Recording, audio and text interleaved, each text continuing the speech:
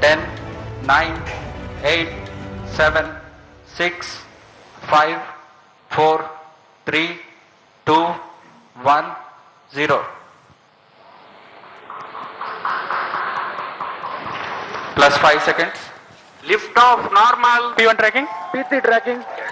Magnificent lift-off of PSLV C-57 with Aditya L1 on board. Plus 15 seconds. PSLV C-57 का सफल उत्थापन और इसके साथ 20 seconds. प्रथम भारतीय सौर अंतरिक्ष यान निकल चुका है सूर्य के तेज से विज्ञान को प्रकाश करने। Air lead strap-on ignited. इसके साथ ही एक और कदम है अंतर्ग्रहीय सफर में भारत की उपस्थिति सिद्ध करने का।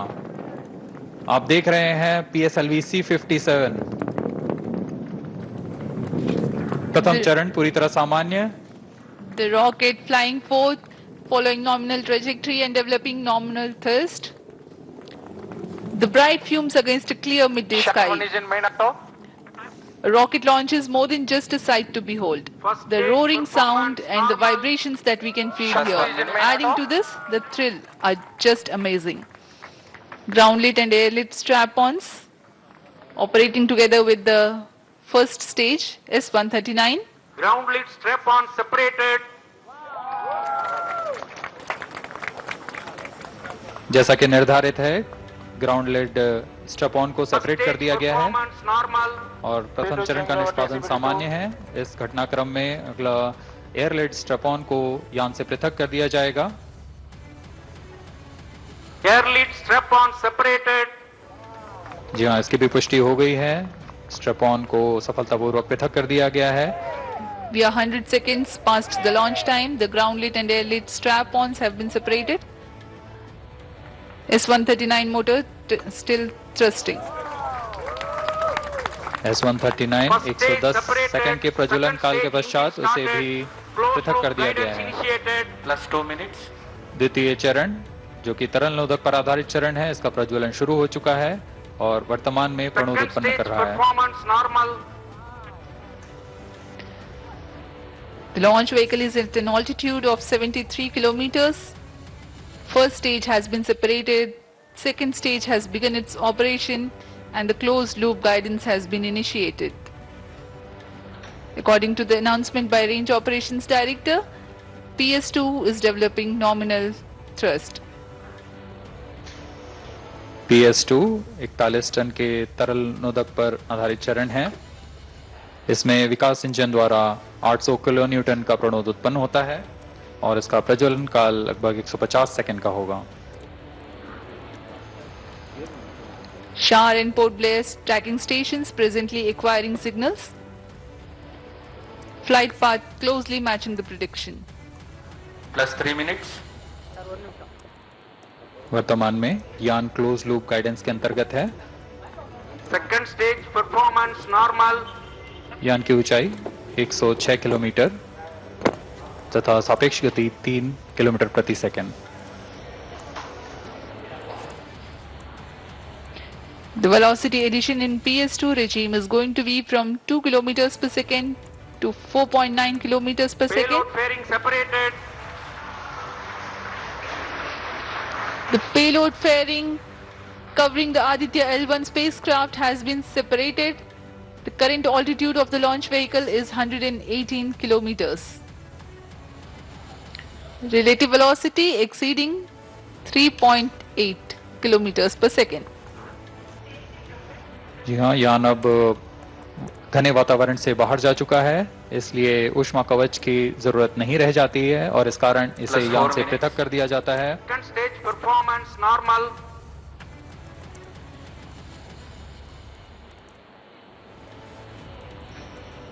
द्वितीय चरण वर्तमान में प्रणोद उत्पन्न करता हुआ और यान पूरी तरह सामान्य प्रदर्शन करता हुआ अपने अनुमानित पथ की ओर बढ़ रहा है।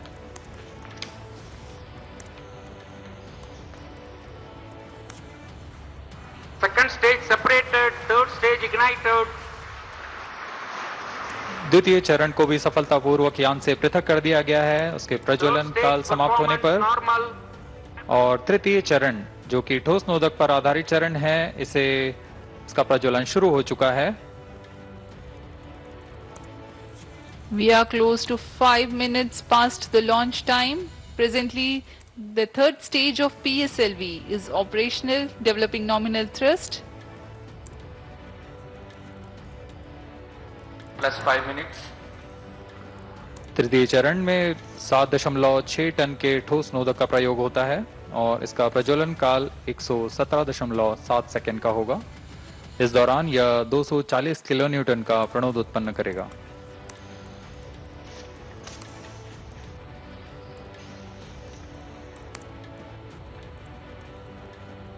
वर्तमान में यान की ऊंचाई 134 Third किलोमीटर। stage performance. पुन्हा एकदा मयुरेश प्रभूणे आपल्या सोबत आहेत. मयुरेश, लॉन्चिंग तर झालेलं आहे, आता हे पुढचे टप्पे नेमके कोणकोणते आहेत आदित्य एल1चे?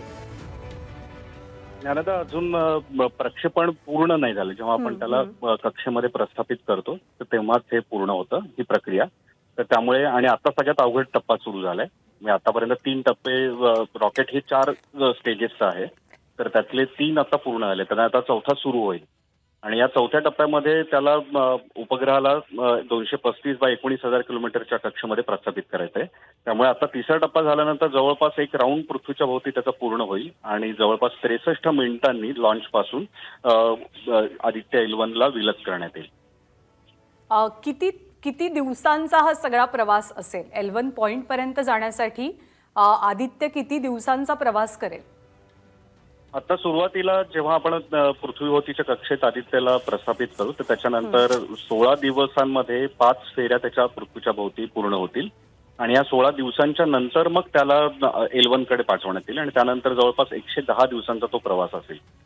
15 लाख किलोमीटर 110 दिवसांमध्ये आदित्य एल1 पूर्ण करेल आणि मग त्याच्यानंतर साधारणतः डिसेंबरमध्ये हे यान तिथे पोहोचेल आणि जानेवारीपासून आपण अपेक्षा करू शकतो की त्याच्यानंतर प्रत्यक्ष निरीक्षणांना सुरुवात होईल.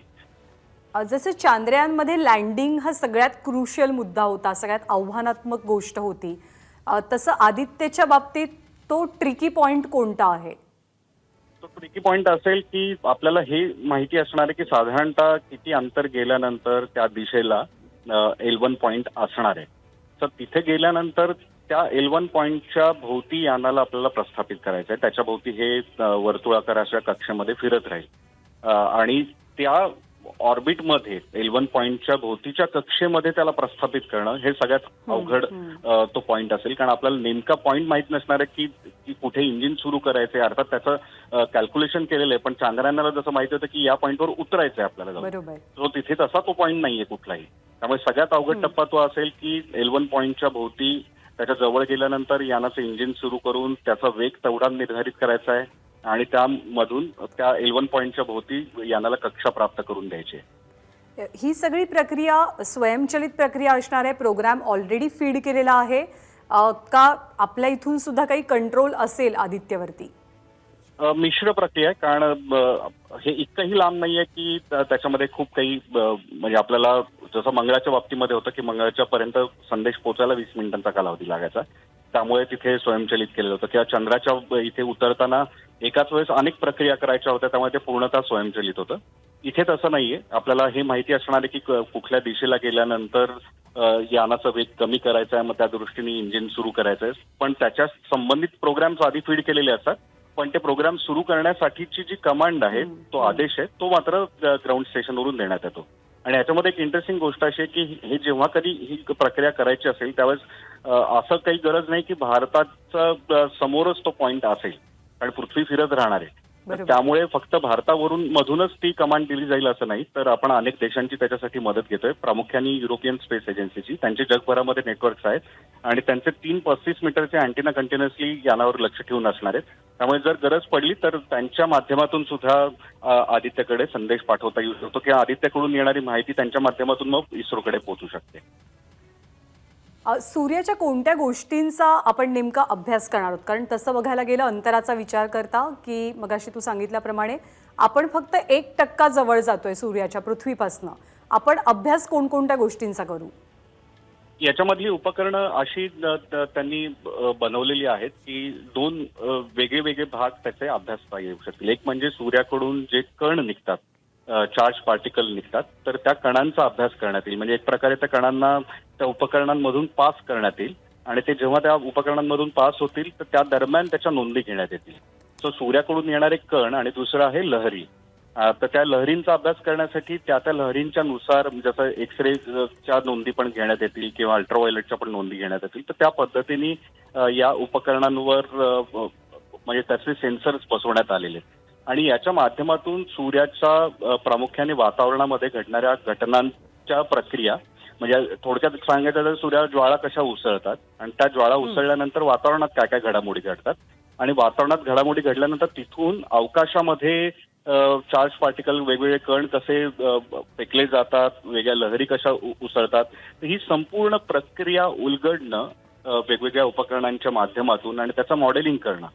तर हा अभ्यास करण्याचा याचा मुख्य हेतू आहे. आणि दुसरा अर्थात प्रमुख हेतू आहे की त्याचा पृथ्वीवर काय परिणाम होणार, कारण आपण सूर्याच्या दिशेने 15 लाख किलोमीटर पुढे आहोत, म्हणजे आदित्ययान तिथे जाणार आहे पृथ्वीपासून. तर जर समजा सूर्याकडून अशा काही लहरी उत्सर्जित झाल्या तर ते आदित्यला आधीच समजेल आणि तिथून आपल्याला पृथ्वीवर आधीच सांगण्यात येईल की अशा लहरी उसळलेल्या आहेत आणि या लहरींपासून निघालेले जे कण आहेत त्याचा सॅटेलाइट्सना धोका आहे. तर आधीच आपल्याला समजू शकेल की सॅटेलाइटचं ऑर्बिट बदलायचं का किंवा त्याला विरुद्ध दिशेने वळवायचंय का. तर भविष्यामध्ये अशा जेव्हा कधी घटना घडतील तर त्यावेळेस त्याचा अभ्यास करणं खूप महत्वाचं ठरेल. दुसरी आणखीन एक महत्वाची गोष्ट अशी आहे की सध्या सूर्यावरच्या काळ्या डागांचं प्रमाण वाढत आहे. 2025 मध्ये ते सर्वोच्च असेल असं अंदाज आहे.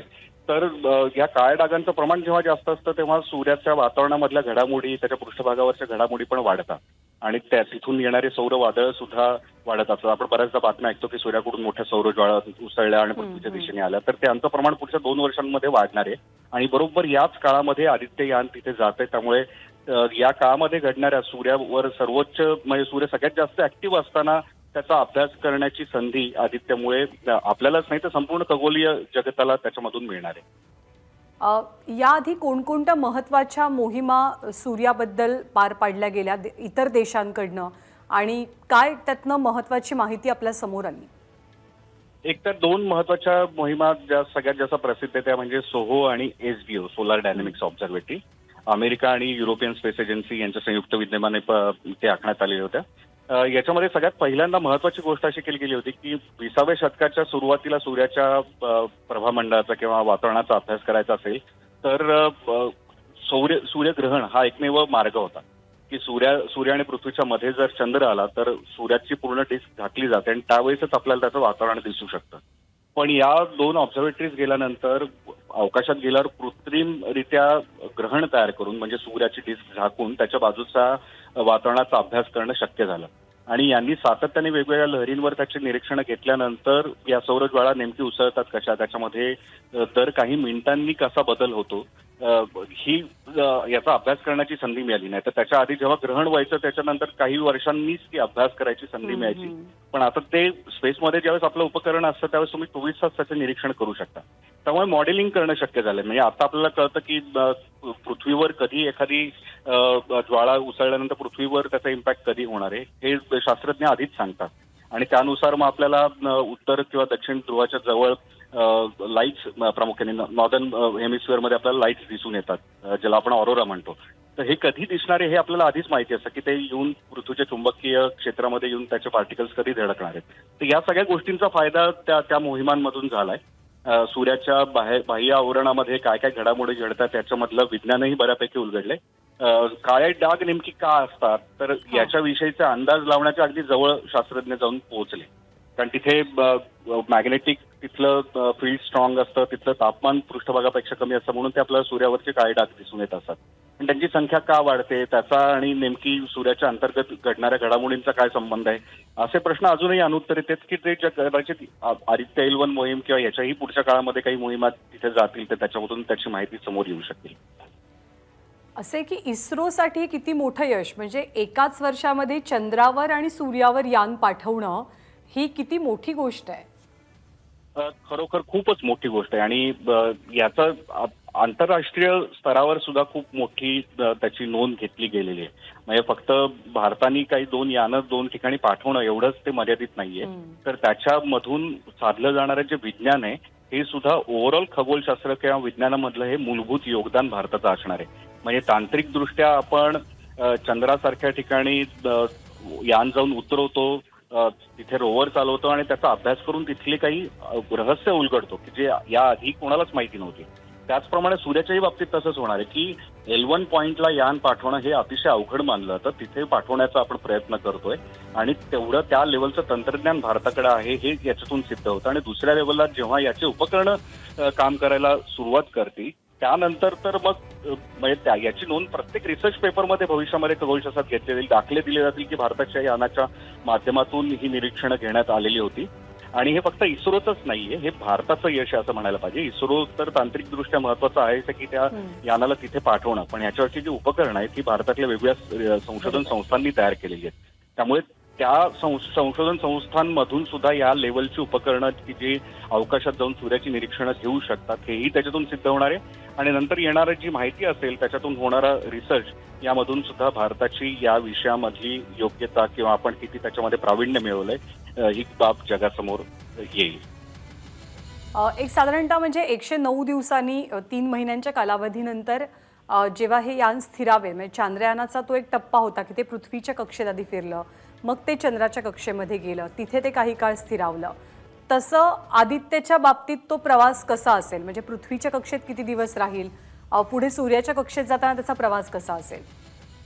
सगळ्यात पहिल्यांदा तर आज 235/19,000 किलोमीटरची प्राथमिक कक्षा अशी दीर्घ वर्तुळाकार कक्षा मिळेल. त्यानंतर टप्प्याटप्प्याने 5 वेळा त्या कक्षेचा विस्तार करण्यात येईल आणि याला साधारणतः 16 दिवस लागतील. 16 दिवस गेल्यानंतर त्याची लॅम्प नावाची मोटर असते किंवा इंजिन असतं जे सुरू करण्यात येईल आणि त्याच्या माध्यमातून त्याला अशी गती देण्यात येईल की पृथ्वीच्या गुरुत्वाकर्षणातून यान बाहेर पडू शकेल. जसा तू उल्लेख केला त्याच्यानंतर 110 दिवसांचा कालावधी लागेल L1 पॉईंटच्या ठिकाणी गेल्यानंतर. सगळ्यात अवघड टप्पा तिथे सुरू होईल की त्या L1 पॉईंटच्या जवळ पोहोचल्यानंतर यानाचा वेग कमी करून त्या पॉईंटच्या भोवती एक्झॅक्टली यानाला फिरतं करण्यासाठी त्याला दिशा बदलावी लागेल आधी. आणि त्या दृष्टीने जसं आपण चांद्रयानाच्या वेळेस पण आपण बघितले त्याचं ओरिएंटेशन बदललं आणि त्यानंतर त्याला त्या कक्षेमध्ये प्रस्थापित केलं. तर तो सगळ्यात अवघड टप्पा साधारणतः 110 दिवसानंतर पार पडेल.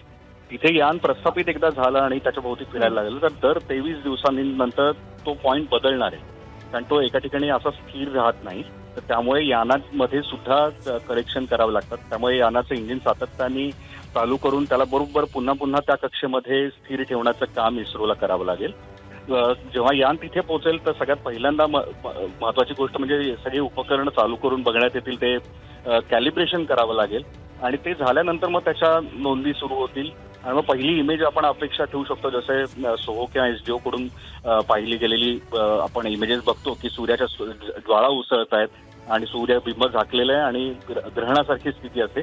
तर तसं आपल्याही उपकरणांमधून ती इमेज आपल्याला मिळू शकते. आणि सगळ्यात महत्वाचं म्हणजे की पहिल्यांदा आपल्याला अल्ट्राव्हायोलेट किरणांमधला सूर्य फक्त भारतालाच नाही तर संपूर्ण जगाला या आदित्य मिशनच्या माध्यमातून बघायला मिळेल. म्हणजे आणखी एक मुद्दा तो म्हणजे या मोहिमांवरच्या खर्चाचा. इतर देशांच्या तुलनेमध्ये आपला देश खूप कमी खर्चात, म्हणजे अगदी इकॉनॉमिकली ही सगळी यानं पाठवतो आणि आपलं यश सिद्ध करतो. आदित्य L1च्या बाबतीत हे अर्थगणित कसं आहे? आदित्य L1ला मला पूर्ण अजून त्याची कल्पना नाही की प्रत्येक उपकरणांना किती खर्च दिलेला आहे, पण जे आयुकाकडून माहिती मिळाली होती तर एका उपकरणासाठी आपण 25 कोटी रुपये साधारणतः सूट नावाचं जे उपकरण आहे हे तयार करण्यासाठी लागलेला होता. तर अशाच प्रकारे जर समजा 7 उपकरणं घेतली आणि उड्डाणाचा खर्च बघितला तर साधारणतः अशा प्रकारच्या स्पेस मिशन्सला 400 ते 600 कोटींचा खर्च येत असतो. हाच जर बाहेरच्या देशांमधला घेतला तर बऱ्याच केसेसमध्ये तो जवळपास 10 पटींनी जास्त येतो. तर इस्रोच्या अध्यक्षांनी आधी सांगितल्यानुसार एक महत्वाची गोष्ट अशी असते की आपल्याकडे मनुष्यबळ हे जे आहे ते बऱ्यापैकी सगळेजण वेगवेगळ्या संस्थांमध्ये कार्यरत असतात आणि त्यामुळे त्या मनुष्यबळाचा वेगळा खर्च येत नाही. ते त्यांच्या रोजचे जे काम आहे त्याच्यामधूनच अशा मोहिमांमध्ये कामगिरी करत असतात. दुसरं आपल्या जवळपास सगळ्याच मोहिमांमधला जो मॅक्सिमम खर्च आहे हा उद्योगांकडे जातो, हेही महत्वाचं आहे. कारण हे उद्योग सुद्धा म्हणजे त्याचे वेगवेगळे जे भाग आहेत ते सगळे काही इस्रो किंवा या संस्था करत नसतात. तर कन्सेप्ट या लोकांचे असते, ड्रॉइंग्स या लोकांचे असतात, पण ते सगळे उद्योगांकडून करून घेतात. तर तो खर्च सुद्धा भारतातल्या उद्योगांकडून करून घेताना तो कमी येतो. त्यामुळे ओव्हरऑल जो काही खर्च आहे हा इतर देशांच्या तुलनेमध्ये भारतामध्ये कमी येतो आणि त्यामुळेच तर बरेच आता देश भारताकडे आकर्षित व्हायला लागलेत की त्यांचे सॅटेलाइट्स पाठवण्यासाठी इतर देशांच्या तुलनेमध्ये भारतामधून हे स्वस्त होऊ शकतं. आणखी एक मुद्दा म्हणजे भारताचं हे यश अर्थातच खूप ठळकपणे सिद्ध होणारे यश आहे, कारण चांद्रयान पाठोपाठ आपण आता सूर्याचा अभ्यास करण्यासाठी सुद्धा यान सोडलेलं आहे. बऱ्याच जणांना मयुरेश वाटतं की हे यान अगदी सूर्यापर्यंत जाईल, सूर्याचा अभ्यास करेल. तर बेसिक चांद्रयान लँड झालं, आदित्य काही लँड वगैरे असं टेक्निकली कुठे होणार नाहीये. बेसिक फरक काय आहे या दोन मोहिमांमधला? दोन मोहिमांमधला प्रमुख फरक असा की चांद्रयान-3 जे होतं हे लँडिंग मिशन होतं. म्हणजे आपण चंद्राच्या दक्षिण ध्रुवाजवळ आपलं यान उतरवलं. तर आपल्याला हे माहिती होतं की ते यान आपल्याला नेमकी कुठे उतरायचं, त्याच्या अगदी कोऑर्डिनेट सुद्धा इस्रोने आधी सांगितलेले होते की या अक्षांश रेखांशावर चंद्राच्या आम्ही यान उतरवणार आहोत. आणि अगदी त्याच ठिकाणी आपण जाऊन ते यान उतरवलं. आणि तिथे उतरवण्यासाठी आवश्यक असणाऱ्या सगळ्या गोष्टी आपण आधी निश्चित केलेल्या होत्या. आदित्य यानाच्या बाबतीत तसं नाहीये. हा बिंदू सूर्य आणि पृथ्वीच्या दरम्यान ज्या ठिकाणी या दोन्ही खगोलीय गोष्टींचं गुरुत्वाकर्षण समसमान असेल त्या बिंदूवर आपण पाठवतोय, ज्याला लॅग्रेंज पॉईंट म्हणतात. त्यामुळे तो पॉईंट अवकाशामध्ये आहे आणि त्या पॉईंटच्या भोवती हे हॅलो ऑर्बिटमध्ये फिरणार आहे, म्हणजे गोलाकार पद्धतीने ते फिरत राहणार आहे. आणि त्यामुळे पृथ्वी आणि सूर्य हे जर अंतर आपण बघितलं तर जवळपास 15 कोटी किलोमीटरचं आहे. त्याच्या फक्त 1% अंतरावर आपण हे यान पाठवतोय. साधारणतः पृथ्वीचं आपण स्फिअर ऑफ इन्फ्लुएन्स बघितला, म्हणजे पृथ्वीचं गुरुत्वाकर्षण कुठपर्यंत काम करतं ते साधारण 9-9.5 लाख किलोमीटर पर्यंत आहे. चंद्र सुद्धा त्याच्या आतमध्येच आहे 3.5 लाख किलोमीटरवर. आता आपण यान पाठवतोय ते स्फिअर ऑफ इन्फ्लुएन्सच्या बाहेर पाठवतोय. याच्या आधी पण आपण एकदा स्फिअर ऑफ इन्फ्लुएन्सच्या बाहेर एक यान पाठवलंय मार्स मिशनला. ते अर्थात याच्यापेक्षा बरंच लांब होतं, काही कोटी किलोमीटर अंतरावर होतं.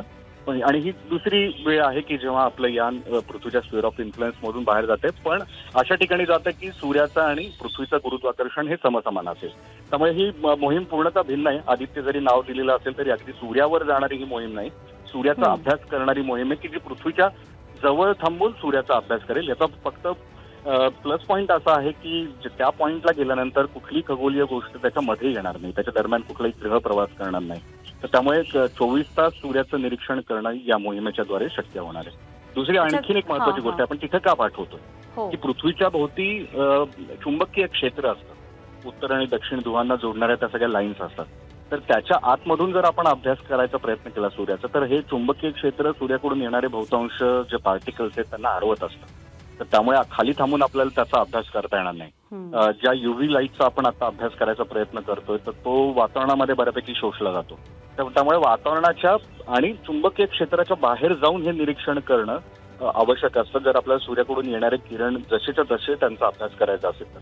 म्हणून तो पॉईंट परफेक्ट ठरतो की ज्या ठिकाणी यान त्यातल्या त्यात स्थिर राहील आणि तिथून 24 तास सूर्याचं निरीक्षण करू शकेल. अच्छा मयुरेश, चंद्र झाला, सूर्याचा अभ्यास आपण सुरू करतोय. आता पुढे इस्रोच्या आगामी काळातल्या महत्त्वपूर्ण मोहिमा नेमक्या कोणत्या आहेत? 2-3 महत्वाच्या मोहिमा तर अगदी समोरच आहेत की ज्याचं प्लॅनिंग आता सुरू झालं. एक तर गगनयानाची तर आता तयारी चालू झाली आहे की ज्याच्या माध्यमातून आपण अवकाशामध्ये 3 आपल्या अवकाशवीरांना पाठवणार आहोत. त्याचे एक पहिलं टेस्टिंग ऑक्टोबरमध्ये होणार आहे. त्याच्यामधून क्रू एस्केप सिस्टीमचे टेस्टिंग करण्यात येईल. म्हणजे जेव्हा अवकाशवीर त्याच्यामध्ये बसतील आणि समजा काही प्रॉब्लेम आला तर ते रॉकेटपासून स्वतःला विलग करून घेऊ शकतात त्या अवकाशकोपी. त्याचं टेस्टिंग पहिल्यांदा आता ऑक्टोबरमध्ये करण्यात येईल. पुढच्या वर्षी मानवरहित टेस्टिंग अपेक्षित आहे की ज्याच्यामध्ये आपण व्योम मित्र नावाची रोबोट त्याच्यामध्ये बसून स्पेसमध्ये पाठवणार आहोत. आणि ती रोबोट माणसाला जे काही फील होऊ शकतं अवकाशात गेल्यानंतर, जो अनुभव येऊ शकतो, तर त्याच्यावर बसवलेलं सेन्सरला येईल आणि त्यानुसार आपल्याला माहिती मिळेल. आणि जर काही यानामध्ये बदल करायचे असतील तर ते केले जाईल आणि मग प्रत्यक्ष माणसाला अवकाशात 2025 पर्यंत पाठवायचं आपलं उद्दिष्ट आहे. त्याच्यानंतर मंगळावर आता यान उतरवण्याची तयारी सुरू होईल. म्हणजे माझं जेव्हा इस्रोच्या शास्त्रज्ञांचं बोलणं झालं होतं तेव्हा त्यांनी सांगितलं होतं की मॉम 2 ची तयारी चालू आहे. फक्त चांद्रयान-3 यशस्वी झालं की त्याच्या जोरावरच आपण ते करणार आहोत. कारण कुठल्या दुसऱ्या ग्रहावर यान उतरवण्याची जी टेक्नॉलॉजी आहे ती आपल्याला आधी सिद्ध करावी लागेल, जी आता सिद्धही झाली आहे. त्यामुळे मार्स ऑर्बिटर मिशन 2 की ज्याच्यामध्ये प्रत्यक्ष मंगळावर आपण यान उतरवण्याचा प्रयत्न करू. एक जपानच्या सोबत आपलं पुन्हा चंद्राच्या दक्षिण ध्रुवावर यान उतरवण्याचं मिशन चालू आहे, ल्युपेक्स नावाचं. त्याची चर्चा चालू आहे. तेही पुढच्या काही वर्षांमध्ये आपण अपेक्षित ठेवू शकतो. त्यानंतर शुक्रावर आपण यान पाठवण्याचा प्रयत्न करणार आणि शुक्राचं जे अतिशय घन असं स्वरूपाचं वातावरण आहे तर त्याचा अभ्यास करण्यासाठी शुक्रयान पाठवण्याची पण योजना आहे. मयुरेश, आभार या सगळ्या सविस्तर माहितीबद्दल. तर चांद्रयान 3च्या मोहिमेनंतर, यशस्वी मोहिमेनंतर आज सूर्याचा अभ्यास करण्यासाठी आदित्य L1 मिशनची सुरुवात झालेली आहे. आदित्य L1 अवकाशात झेपावलेलं आहे. या यानाचे 5 पैकी 4 टप्पे पूर्ण झाले. साधारणतः 3-1 महिन्यांचा कालावधी आदित्य L1ला त्याच्या L1 पॉइंटपर्यंत जाण्यासाठी लागेल. म्हणजे डिसेंबर महिन्यापर्यंत हे यान त्याच्या अपेक्षित केंद्रबिंदूपर्यंत पोहोचेल आणि तिथूनच ते सूर्याचा अभ्यास करणार आहे. खरं तर सूर्याच्या 1% जवळ जात आहे सध्या भारत या यानाच्या माध्यमातून. साधारणतः 15 लाख किलोमीटरचं अंतर पृथ्वीपासून पार केलं जाईल आणि सूर्य आणि पृथ्वीच्या अंतराचा विचार करता ते 15,000 करोड इतकं आहे. त्यामुळे 1% सूर्याच्या जवळ जाऊन सूर्याचा अभ्यास करण्याचा भारतातला अवकाश इतिहासातला हा पहिलाच प्रयत्न. एबीपी माझा, उघडा डोळे बघा नीट.